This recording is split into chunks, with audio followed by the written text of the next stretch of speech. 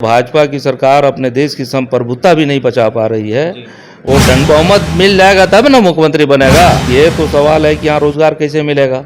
यदि बीजेपी की इतने दिन से सरकार है देश में, तो मनरेगा में 600 दिन 200 दिन काम और 600 रुपये मजदूरी क्यों नहीं कर दे रही है। जातीय ध्रुवीकरण करने के लिए, सांप्रदायिक उन्माद पैदा करने के लिए ये तमाम अनाप शनाप का थ्योरी गढ़ा जा रहा है। कौन होगा, ये नहीं क्लियर हो रहा है, वो नहीं क्लियर हो रहा है। ये लोकतंत्र का तकाजा है कि जो पार्टी बड़ी पार्टी होती है उसी के मुख्यमंत्री होते हैं। अभी सामने जो तो है चुनाव है, एनडीए की सरकार चल रही है और इस एनडीए की सरकार में बिहार से पलायन नहीं रुका। बीजेपी और एनडीए वाले लोग तो पूरा चाह रहे हैं कि सांप्रदायिक आगोश में पूरी दुनिया आ जाए, पूरा हिंदुस्तान को हम हिंदू मुसलमान का पूरा एक तरह से उन्माद और युद्ध में बदल दें, गृह युद्ध में डाल दें। तो ये पूरा लूटपाट मचा हुआ है। बिहार में 25 का विधानसभा चुनाव होना है और ऐसे में महागठबंधन का 25 का मुख्यमंत्री का चेहरा कौन होगा, बड़ा सवाल है। कांग्रेस जो है तेजस्वी यादव को स्वीकार नहीं कर रही है। ऐसे में महागठबंधन में राज सा छिड़ा हुआ है मुख्यमंत्री चेहरा को लेकर। भाकपा माले के राष्ट्रीय महासचिव है दीपांकर भट्टाचार्य, उनके द्वारा देखिए कल यह साफ तौर पर कह दिया गया कि बहुमत कैसे मिले इस पर महागठबंधन को फोकस करना चाहिए, न कि मुख्यमंत्री का चेहरा कौन होगा इस पर फोकस करना चाहिए। इस वक्त हमारे साथ बात करने के लिए वीरेंद्र गुप्ता हैं, जुड़ेंगे, बात करेंगे। वीरेंद्र जी, कैसे देख रहे हैं 25 का चुनाव होना है, महागठबंधन का चेहरा कौन होगा मुख्यमंत्री का, बड़ा सवाल है। राजद जो है तेजस्वी यादव को नेता बता रही है अपना, मुख्यमंत्री का चेहरा जो है तेजस्वी यादव को बता रही है, तो वहीं दूसरी तरफ कांग्रेस स्वीकार नहीं कर रही, आप लोग स्वीकार नहीं कर रहे हैं, क्या कहेंगे? देखिए, ये बात जो आप कह रहे हैं कि तेजस्वी को लोग स्वीकार नहीं कर रहे हैं, कांग्रेस के लोग, ये आपको कहाँ से सूचना मिल गई? ये सरासर गलत बात है। सीधे तौर पे ये लोकतंत्र का तकाजा है कि जो पार्टी बड़ी पार्टी होती है उसी के मुख्यमंत्री होते हैं। तमाम अलायंस में जितनी पार्टियां होती है उसके जो बड़ा घटक होता है उसके मुख्यमंत्री होते हैं, जिसकी संख्या ज़्यादा होती है। तो हम समझते हैं कि इसमें कोई बहस की बात तो नहीं है, वो तो चुनाव के बाद की बात है। अभी सामने जो तो है चुनाव है, और ये भ्रम पैदा करना कि ये नहीं मान रहा है, वो नहीं मान रहा है, एकदम ये तरह से एनडीए की साजिश के तहत ये सब बातें प्रचारित हैं।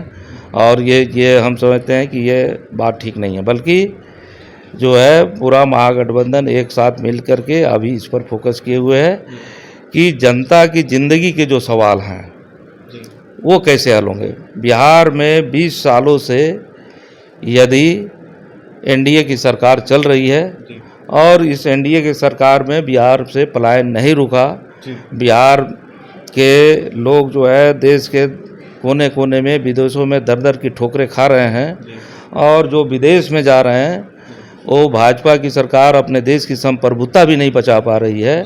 वो डंडा बेड़ियों में हिंदुस्तान में लौटाए जा रहे हैं। तो एक भयावह स्थिति है, और बिहार में तो बहुत ज़्यादा लोग बिहार से बाहर जा रहे हैं। तो एक हम ये कह रहे हैं कि ये तो सवाल है कि यहाँ रोजगार कैसे मिलेगा। यदि बीजेपी की इतने दिन से सरकार है देश में, तो मनरेगा में 600 दिन 200 दिन काम और 600 रुपये मजदूरी क्यों नहीं कर दे रही है, ताकि बिहार जो है, जब जातीय गणना में सामने आ गया कि बिहार में 6000 से कम आमदनी में 34% परिवार हैं, तो इसकी गरीबी को दूर करने का तो एकमात्र तरीका ये था कि बिहार के सभी लोगों को काम दिया जाए और न्यूनतम कम से कम आपको 600 रुपये मजदूरी मिल जाए और मनरेगा में 200 दिन काम मिलता, तो बहुत सारे परिवार गरीबी से बाहर चले जाते। लेकिन तो हम ये कहना चाहेंगे कि आज ज़रूरी है कि शिक्षा का क्या हो रहा है, ये जो है स्वास्थ्य का क्या हो रहा है, खेती बाड़ी का क्या हो रहा है, उद्योग धंधों का क्या हो रहा है, यहाँ अपराध बढ़ा हुआ है उसका क्या हो रहा है, गाँव की महिलाएँ कर्ज में डूबी हुई है उसका क्या हो रहा है, ठेका मानदेय संविदा प्रोत्साहन पर जो लोग काम कर रहे हैं उनका वेतन बढ़ेगा कि नहीं, उनकी मजदूरी बढ़ेगी कि नहीं। बस तो इस बात का है, बस इस बात का नहीं है कि कौन चीफ मिनिस्टर बनेगा कौन नहीं बनेगा। तो ये तो सीधे तौर पे जातीय ध्रुवीकरण करने के लिए, सांप्रदायिक उन्माद पैदा करने के लिए ये तमाम अनाप शनाप का थ्योरी गढ़ा जा रहा है। कौन होगा, ये नहीं क्लियर हो रहा है, वो नहीं क्लियर हो रहा है, यही सब बात बोल रहे हैं वो लोग। आपके नेता दीपांकर भट्टाचार्य ने कल कहा है कि बहुमत पर फोकस करना चाहिए, मुख्यमंत्री का आखिरकार चेहरा कौन होगा इस पर फोकस नहीं करना चाहिए। बात तो हम यही न कर रहे हैं कि वो पहले तो बहुमत मिल जाएगा तब ना मुख्यमंत्री बनेगा जी। तो बहुमत कैसे मिलेगा, तो बीजेपी और एनडीए वाले लोग तो पूरा वो चाह रहे हैं कि सांप्रदायिक आगोश में पूरी दुनिया आ जाए, पूरा हिंदुस्तान को हम हिंदू मुसलमान का पूरा एक तरह से उन्माद और युद्ध में बदल दें, गृह युद्ध में डाल दें। तो ये तमाम चीज़ों को कर रहे हैं। इसी ढंग से वो जैसे तैसे जातीय गठजोड़ बना रहे हैं।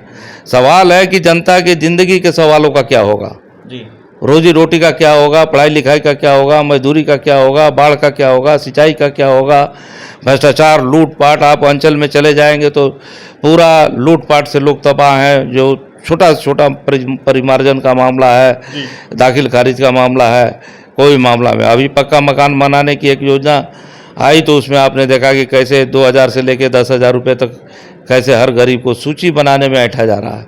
तो ये पूरा लूटपाट मचा हुआ है।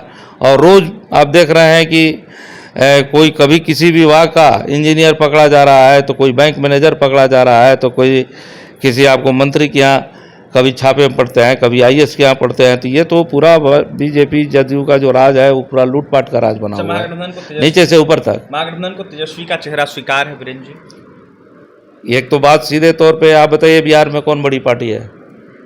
बिहार में कौन ज़्यादा सीटों पर लड़ेगा? बिहार में महागठबंधन में सीटों कौन ज़्यादा सीटों पर लड़ेंगे?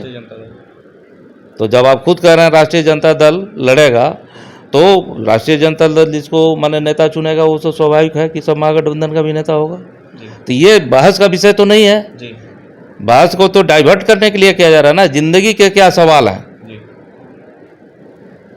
लोगों को बिहार जो बदहाल है 20 सालों में, 20 सालों को वो बिहार में मैंने एक तरह से ये स्थिति बिहार में बन गई है कि 34% लोग 6,000 से कम में जिंदा रहते हैं। और यदि 10,000 से कम वाले को गरीब मान लिया जाए प्रति माह आमदनी वाले को, तो ये 63% परिवार होते हैं। तो बिहार को बीजेपी ने, जदयू ने इस हालत में पहुंचा दिया है कि बिहार के 63% परिवारों की आमदनी जो है 10,000 से कम है और बदहाल जिंदगी है। और हर गांव में, हर शहर में हजारों हजार लाखों लोग और 1.5 करोड़ लोग कुल मिला करके ऐसे हैं जो बाहर में नहीं जाए तो उनका आपको यहाँ भोजन नहीं मिलेगा और उनकी ज़िंदगी यहाँ नहीं चलेगी। ऐसा कोई हिंदुस्तान में दूसरा राज्य है क्या? और 20 साल से आप राज यहाँ चला रहे हैं और कह रहे हैं कि हमको और मौका दे दीजिए, और इसके लिए तमाम तिकड़म नादे हुए हैं जात पात हिंदू मुसलमान का। तो बिहार की इस बदहाल स्थिति के जिम्मेवार तो भाजपा जदयू के लोग हैं। इसका जवाब उनको देना होगा। जनता इस जवाब को खोज रही है। तो आप चीफ मिनिस्टर कौन होगा, तो फलना होगा, ठिकाना होगा, यही सब बोल रहे हैं। हिंदू मुसलमान कर रहे हैं, तमाम ये जाति वो जाति का रैली करके तमाशा बनाए हुए हैं और जनता का जो भी मुद्दा है उसको भटका रहे हैं। सवाल रहेगा, कांग्रेस के नेता हैं, मंत्री हैं, उनके द्वारा जो है एक बयान दिया गया है, कर्नाटक सरकार में मंत्री हैं, उनके द्वारा कहा गया है कि जिस तरीके से पहलगाम में घटना घटा, ये कहीं ना कहीं भाजपा के द्वारा करवाया गया है और भाजपा जो है आने वाले 25 के चुनाव को देख रही है, बिहार विधानसभा चुनाव को, और वो फतह करना चाहती है 25 चुनाव, इसलिए इस तरीके से काम कर रहा है। देखिए, ये तो जांच का विषय है पहलगाम की घटना। और इसके पहले पुलवामा की घटना को भी आपने देखा कि पुलवामा की घटना का आज तक देश में तमाम एजेंसी के बावजूद, जाँच एजेंसी के बाद सुरक्षा एजेंसियों और तमाम लोगों के तह तक जाने की पूरी क्षमता है, लेकिन आपको उसको एक्सपोज नहीं किया गया। अब इस मामले में भी एक जांच का विषय है। लेकिन कुल मिलाकर के जो बीजेपी का रवैया है कि वो हमेशा ही आपदा में अवसर की तलाश करते हैं। ये देश के लिए संकट है कि पर्यटक मारे गए, बहुत ही दुखद घटना है और देश के कोने कोने से उसमें लोग गए थे। हर राज्य के मोटे तौर पे उसमें लोग थे जो पर्यटक थे। काफ़ी दुखद घटना है। पूरी जनता देश की और पूरा मतलब जो भी महागठबंधन परिवार है, इंडिया गठबंधन परिवार की पार्टियां हैं, वो मृतक लोगों के परिवारजनों से एक संवेदना व्यक्त करती हैं, उनके दुख में भागीदार हैं। लेकिन बीजेपी क्या कर रही है? बीजेपी तो उसको लेके हिंदू मुसलमान कर रही है। बीजेपी तो उसको लेकर के आपको युद्धोन्माद पैदा कर रही है। तो ये सबसे खतरनाक बात है कि आप दुख की घड़ी में भी, आपदा की घड़ी में भी, है ना, ये जो है जिससे संवेदना व्यक्त करना चाहिए, है ना, उसके दुख में भागीदार होना चाहिए। समस्या का समाधान कैसे होगा इस दिशा में सोचने विचार करने की ज़रूरत है। तो इसको जो है इतने दुखद घटना को लोग तो पूरे आपदा में अवसर की बात कर रहे हैं और इसको हिंदू मुसलमान युद्धोन्माद में बदल रहे हैं। ये देश के लिए खतरनाक है। जोड़ रही है इसको 25 चुनाव से वीरेंद्र गुप्ता जी जोड़ रही है कांग्रेस इसको। 25 के चुनाव से ये तो बाकी लोग नहीं जोड़ रहे हैं, कांग्रेस नहीं जोड़ रही है, लेकिन ये लोग तो उसको जोड़ रहे हैं ना। हम कह रहे हैं कि ये सवाल है कि कहीं पहलगांव में ये ढंग की दुखद आतंकवादी घटना में लोग मारे गए और उन परिजनों के प्रति आपको संवेदना व्यक्त करने के बदले उनके तमाम दुख में भागीदार बनने, समस्या का देश की एक बड़ी समस्या है जो तमाम डींगें हाँकी जा रही थी कि 370 के बाद जो है ये पूरा यहाँ शांति है, फलना है, ठिकाना है, और आज जो है पूरा वहाँ पर्यटक स्थल बंद कर दिए गए। वहाँ जब घटना हुई थी तो कोई सेना, कोई सुरक्षा एजेंसी, कोई कुछ नहीं था, बल्कि फ्री छोड़ दिया गया तमाम चीज़ों को। लोग का कत्ल हो, कोई सरकार को कोई जान माल की चिंता नहीं थी। तो ये बात तो साफ साफ है कि इसकी जांच होनी चाहिए, लेकिन इसका सीधे तौर पे युद्ध उन्माद में बदलना, हिंदू मुसलमान में बदलना, ये बड़ा अपराध है और हम समझते हैं कि ये देश के साथ ये पूरी तौर पे घातक कार्रवाई है बीजेपी की। देखिए, घातक कार्रवाई है पूरे तरीके से बीजेपी की। ऐसे में वीरेंद्र गुप्ता हमारे साथ थे, जहां माले से विधायक है। वीरेंद्र गुप्ता ने जमकर भाजपा को निशाने पे लिया है पहलगाम घटना को देखते हुए, और यह साफ तौर पर कहा है कि जो कत्लेआम हुआ इसको लेकर सुरक्षा आखिरकार क्यों नहीं थी। इसके साथ ही बिहार में 25 का चुनाव होना है और इससे जिस तरीके से जोड़ा जा रहा है इसको लेकर सीधा सीधा भाजपा पर निशाना साधे थे वीरेंद्र गुप्ता। इसके साथ ही 25 चुनाव को देखते हुए आखिरकार मुख्यमंत्री का चेहरा कौन होगा, इसको लेकर बिहार की सियासत तेज है, जहां दीपांकर भट्टाचार्य जो कि माले के राष्ट्रीय महासचिव, उनके द्वारा यह साफ तौर पर कहा गया कि फोकस जो है कहीं ना कहीं बहुमत पे करना चाहिए, ना कि मुख्यमंत्री चेहरा पे करना चाहिए। इसके साथ ही 25 का आखिरकार कौन चेहरा होगा यह सब कुछ स्पष्ट वीरेंद्र गुप्ता ने कर दिया है। वहीं क्या कुछ कहते थे माले विधायक आपने सुना है। पटना से सहयोगी विकास के साथ अभिषेक की रिपोर्ट।